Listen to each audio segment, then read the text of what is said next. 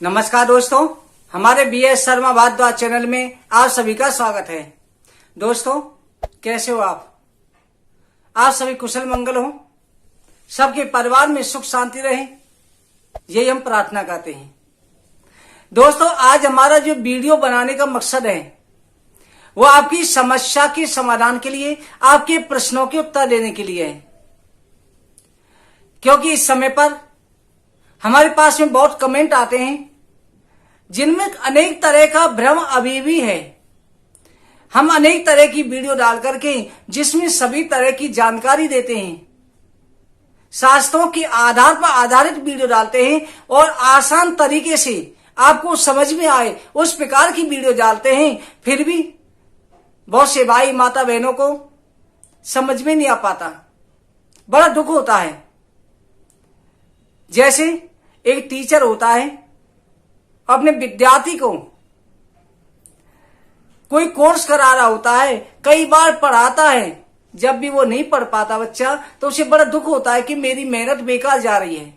उसी तरह से हम आपके लिए वीडियो लाते हैं जिसमें अनेक तरह की विधि साधारण रूप से बताते हैं जो आप आसानी से समझ जाएं, फिर भी गलत निकाल लेते हैं। हम वो वीडियो प्रारंभ करते हैं कि आज हमारा किस लिए वीडियो बना रहे हैं, वो आपका कौन सा प्रश्न है जिसका हम उत्तर देना चाहते हैं। पर उससे पहले जो हमारे चैनल को पहली बार देख रहे हैं उनसे अनुरोध है कि हमारे चैनल को सब्सक्राइब जरूर करें, बगल में घंटी का बटन दबाएं जिससे हमारी सभी वीडियो आप तक पहुंच सकें, जिससे आपको भी भ्रमित नहीं होना पड़े। प्रत्येक वीडियो आप तक पहुंचेगी तो आप उसका लाभ प्राप्त कर सकेंगे। आज हमारे पास में आपके 11 प्रश्न हैं। 11 प्रश्नों का उत्तर बता रहे हैं जो पुत्र प्राप्ति से संबंधित हैं। पुत्र प्राप्ति की वीडियो हम हर महीने डालते हैं। पिछले महीने हमने मासिक धर्म के अनुसार भी तारीखें बताई थी, फिर भी क्या था, कमेंट करके गुरुजी ये गुरुजी वो, तो उसमें हम भ्रमित हो जाते, मन दुखी हो गए, इसलिए वो चीज भी हमने बंद कर दी। हमकी सादा रूप से चल रहा है, ठीक है, कि इतनी मेहनत करके हम निकाल के देते हैं फिर भी इसका कोई लाभ प्राप्त नहीं। हमने तारीख कैसे निकालें, सम दिन कैसे निकालें, वो वीडियो भी डाली, फिर भी समझ में नहीं आ पाता, गलत तारीखें निकाल लेते हैं। कई कमेंट आते हैं सब विषम दिन को भी कहते हैं गुरुजी ये दिन बनते हैं हमारे। इसमें फिर मेरा कोई दोष नहीं है, क्योंकि जो मैं समझा रहा हूं उसका आप गलत तरीके से निकालोगे तो उल्टा ही होगा। आप पुत्र की तारीख निकालना चाहते हैं, पुत्री की तारीख निकाल लेते हैं। इसलिए 11 प्रश्न है आपके, 11 जो कमेंट आते हैं, क्योंकि ये ध्यान रखना दोस्तों, इस समय हम भी बिजी रहते हैं, सावन का महीना चल रहा है। सावन, भादो, क्वार, कार्तिक 4 महीने होते हैं हमारे अनुष्ठानों के होते हैं। बहुत से जजमानों के यहाँ, भक्तों के यहाँ पे हम अनुष्ठान करने जाना पड़ता है, कई ब्राह्मणों के अनुष्ठान हमारे पास चलते हैं। तो ऐसे समय पर हम सभी कमेंटों का उत्तर भी नहीं दे पाते, कोशिश करते हैं पर समय मिल नहीं पाता है। वीडियो बनाने के लिए जो समय मिलता है उसमें आपके लिए हम वीडियो डालते हैं। इसलिए दोस्तों, आज मैं पूरी तरह से आपको 11 प्रश्नों के उत्तर के रूप में जो 11 तरह की समस्या आपके सामने आती है उसका उत्तर दूंगा। इस वीडियो को अगर अच्छी तरह से सुनेंगे तो आपको कुछ भी कमेंट में पूछने की जरूरत नहीं पड़ेगी। वो 11 उत्तर इस तरह से हैं। पहला, पुत्र प्राप्ति में पक्ष विचार। दूसरा, दिन का विचार। तीसरा, महीना का विचार। चौथा, अयन की दक्षिणायन उत्तरायण। पांचवा, नक्षत्र विचार। छठवां, व्रत विचार। सातवां, दवाई किस प्रकार से ले। आठवां, क्या खाना चाहिए। नौवां, कुंडली की ग्रह दशा में गर्भाधान कैसे करें, अशुभ ग्रह दशा गर्भाधान करें कि नहीं करें। 10वां, व्रत के दिन व्रत क्या रखना चाहिए, पुत्र प्राप्ति के लिए कौन सा व्रत रख सकते हैं। और 11वां, सम दिन सम तिथि किस प्रकार से हम स्वयं गणना करें। 11 प्रश्नों के उत्तर हैं, क्रम बाय क्रम में दूंगा। पर दोस्तों, एक बात ध्यान रखना, हमारे शास्त्रों के आधार से नक्षत्र के अनुसार भी गर्भाधान होता है, तिथियों के अनुसार भी होता है, मासिक महीने के हिसाब से होता है, पक के हिसाब से, ये सभी बताते हैं। कोई वीडियो के माध्यम से अपने अपने चैनलों में कहते हैं ना, यथा विद्वान ते यथा मतः, जितने विद्वान होते हैं उतने मत होते हैं, परंतु हम शास्त्रों के आधार चलते हैं, क्योंकि समय के अनुसार भी परिवर्तन चाहिए। अगर आप सारी चीजें देखने लग जाएं, ये 11 रूपों को देखें, यानी आप अयन भी देखें। कई की कमेंट आए, गुरुजी अगर तो दक्षिणायन चल रहा है तो उत्तरायण में पैदा करें, उत्तरायण में पुत्र होता है, तो क्या आप 6 महीने वेट करेंगे? कई कहते हैं गुरुजी पक्ष का विचार करें, शुक्ल पक्ष में पुत्र होता है, कृष्ण पक्ष में कन्या होती है। कई कहते हैं कृष्ण पक्ष में पुत्र होता है, शुक्ल पक्ष में कन्या होती है। अगर आपका मासिक धर्म पक्ष में आया तो इस हिसाब से निकालेंगे तो आपकी महीने में 1 या 2 तारीख बनेंगी। नक्षत्र के हिसाब से चलेंगे तब भी कई नक्षत्र पक्ष सब कुछ लेंगे तो आपके कई कई महीनों में 1-2 दिन बनेंगे। और ग्रह दशा महादशा के हिसाब से चलोगे तो उसके अनुसार अगर आप पर राहु की महादशा चल रही है तो क्या राहु की महादशा 18 वर्ष की होती है, 18 वर्ष तक आप पुत्र प्राप्ति का चांस ही नहीं लोगे? आप इन चीजों को समझो, इन सबके उत्तर दे रहा हूं कि इसका क्या निवारण है। सबसे पहले पक्ष विचार। तो पक्ष विचार में दोस्तों, माता बहनों भाइयों, कोई सा भी पक्ष हो, कृष्ण पक्ष हो या शुक्ल पक्ष हो, पक्ष का विचार नहीं होता। दोनों पक्षों में दिन निकल आते हैं, दोनों पक्षों में तिथियां बनती हैं, दोनों में पुत्र प्राप्ति के योग होते हैं। दूसरा है दिन का विचार। दिन के विचार में कोई सोमवार की मना कहता है, कोई शनिवार की कहता है, कोई मंगल कहता है, कोई गुरुवार कहता है। इस तरह से ज्यादा भ्रम में ना पड़े। शास्त्रों के आधार से केवल एक शनिवार छोड़ा जाता है, क्योंकि शनिवार को गर्भ धारण करने से बच्चा नपुंसक हो जाता है या गर्भपात का भय रहता है। और ऐसा कुछ नहीं है कि सोमवार और शुक्रवार को गर्भ धारण करेंगे तो पुत्री होगी, नहीं, ऐसा नहीं है। केवल शनिवार छोड़ दें और जिस दिन व्रत रखा हो उस व्रत वाले दिन को छोड़ दें। ये 2 दिन आपको गर्भधारण नहीं करना, जिस दिन व्रत रखा हो और एक शनिवार हो। तीसरा, महीना का विचार। मेरे पास कल भी किसी बहन का कमेंट आया था, कह रहे गुरुजी सावन के महीने में गर्भाधान नहीं होता। कई वीडियो में हमने कई गुरुओं के द्वारा ये सुना है। कोई कहता है कि कार्तिक में भी नहीं कहते।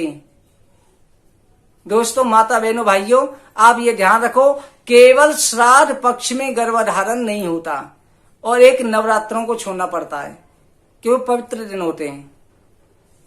बाकी और दिनों में कोई दोष नहीं लगता। सावन का महीना है, इसमें तो शिव जी के पास हम पूजा करके पुत्र प्राप्ति की कामना के वरदान मांगते हैं। शिव जी की पूजा किस लिए करते हैं?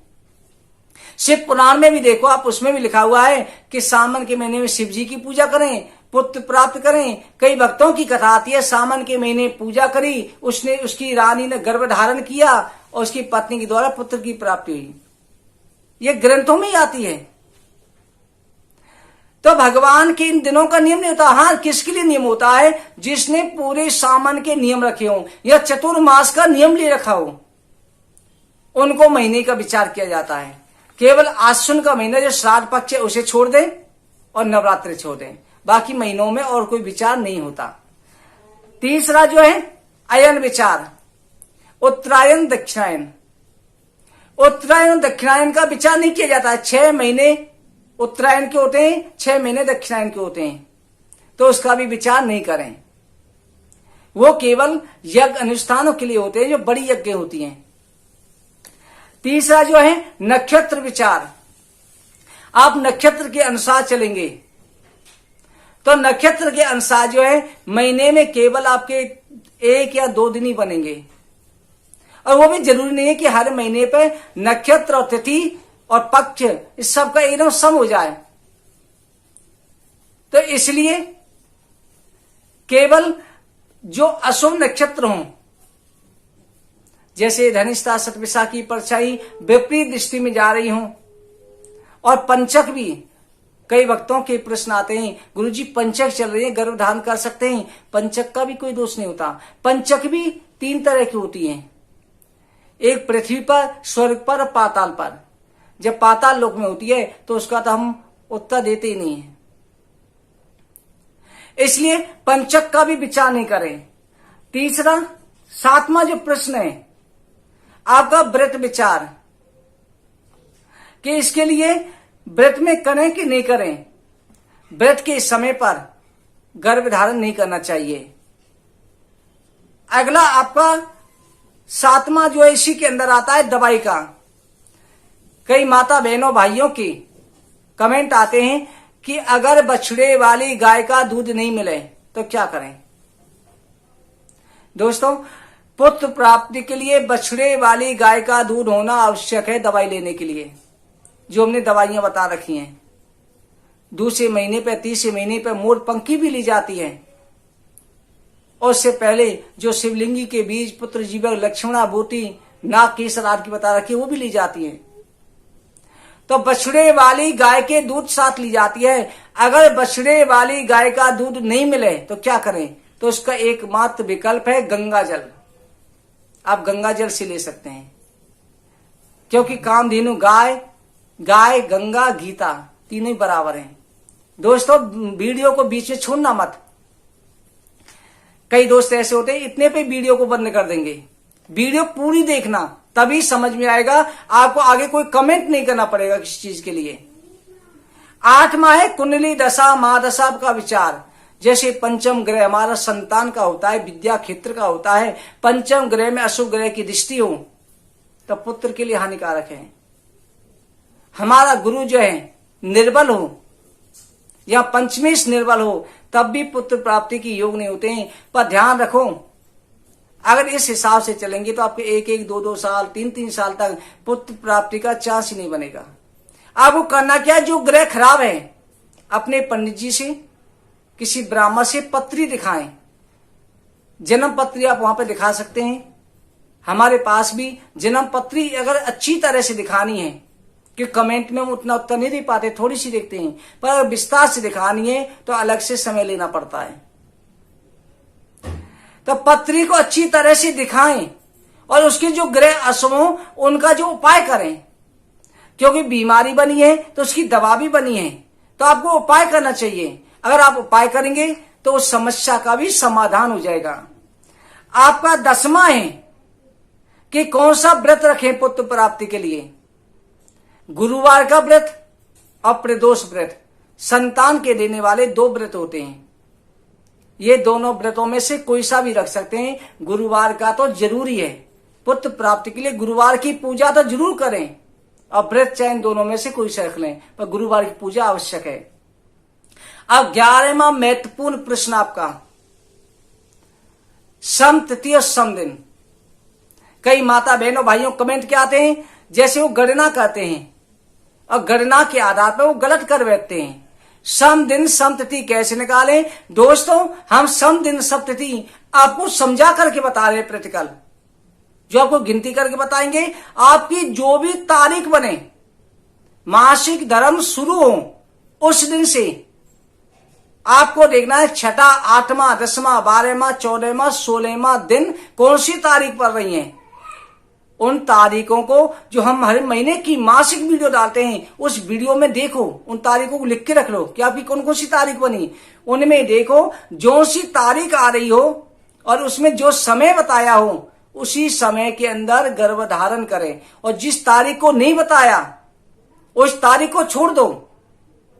जो तारीख चाहे आपकी जैसे 6 तारीख बनी तो 6 में से 2 तारीख मैंने वीडियो में बताई, तो दोनों को ही प्रयोग करना। अगर एक भी नहीं आ रही आपकी तारीख जो मैच कर रही है तो आप उस महीने को ही छोड़ देना, और दिन का या रात का जो समय बताएं उसी का प्रयोग करना।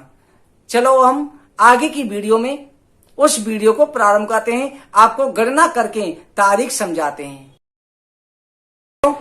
अब हम जो है महीना की तारीख कैसे निकालें, जो आपके सामने नहीं। वैसे वीडियो तो हम डालते हैं कि आपकी पुत्र प्राप्ति की इस महीने जो है जुलाई की, अगस्त की, हर महीने की डालेंगे हम। जुलाई की डाल रखी है कि कौन सी तारीख में सम तिथि आ रही है, तो आपको अपने मासिक धर्म के अनुसार कैसे वो तारीख निकालनी है, जो सम दिन की निकालनी है वो इसमें देख लें। आपको कमेंट नहीं करना पड़ेगा, आप इसमें समझें। जैसे 1 से लेकर के 31 तक हमने गिनती लिख ली। आप कैलेंडर भी ले सकते हैं, जैसे 31 का महीना है या 29 का महीना, 28 का महीना या 30 का महीना हो जाता है। अब इसमें से मासिक धर्म, जैसे किसी स्त्री का मासिक धर्म 3 तारीख को आया, तो आप ध्यान रखना कि जो मासिक धर्म शुरू होता है उससे